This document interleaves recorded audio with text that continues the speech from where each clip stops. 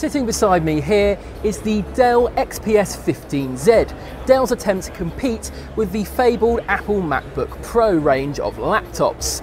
As such, it's got a premium feel. It's got an all-metal chassis, although not the unibody style you get on Apple MacBooks. So looking around the side of the laptop, you can see that we've got various connections, and this laptop's got a lot of them. So on this side we've got an HDMI port, so you can connect your laptop to your high-definition TV. We've also got a DisplayPort output, which is also a type of video connection, which you also get on Apple MacBooks. You also get an eSATA and USB port. eSATA is a high-speed data connection for connecting external hard drives. You also get two super speed USB ports. That means they're USB 3, which is the fastest, latest version of USB and is much faster than the USB 2 ports you get on most laptops. Also on the left-hand side is a memory card slot that supports most of the common formats, and also this rather nifty and somewhat familiar battery meter, which will show how much charge the battery has left. For those of you familiar with the MacBook Pro will notice that it has exactly the same feature in almost exactly the same place.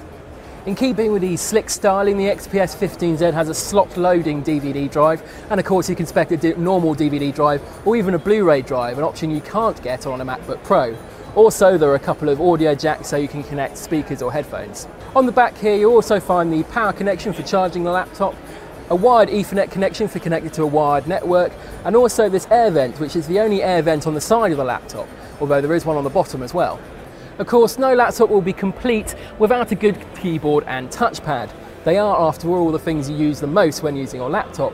And although we haven't sent this to the lab yet, I was quite impressed with the quality of both the keyboard and the touchpad. The keyboard has a isolation island style keys, which means that they have little gaps between, and the feel of the keys, although they don't travel very far down, they feel very crisp. You really know when you press the button. And likewise, the touchpad is really very large for a laptop, which means it's very easy to move around and the buttons are nice and crisp and easy to locate. One thing we're not so sure about, however, with this laptop is the Dell Stage software that Dell has installed on it. This brings itself up as a grid of icons on the desktop, which you can click on to get shortcuts. So for example, there's a music one here where you can select albums, and also ones for photos, videos, games, and all sorts of other things as well. Now, I can see this as working quite well on a touchscreen PC where you actually touch the screen to interact, because these icons are quite large, but as you can see, this isn't actually a touchscreen PC, you're using the mouse. In which case, it just seems a little bit superfluous and they take up an awful lot of space on the desktop.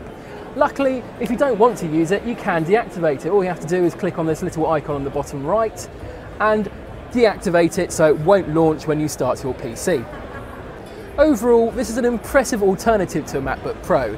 It might not have quite the refinement of Apple's products, but then it doesn't have the price tag either. The cheapest version of this laptop will cost £899, whereas the cheapest 15-inch MacBook Pro costs a whopping £1,500.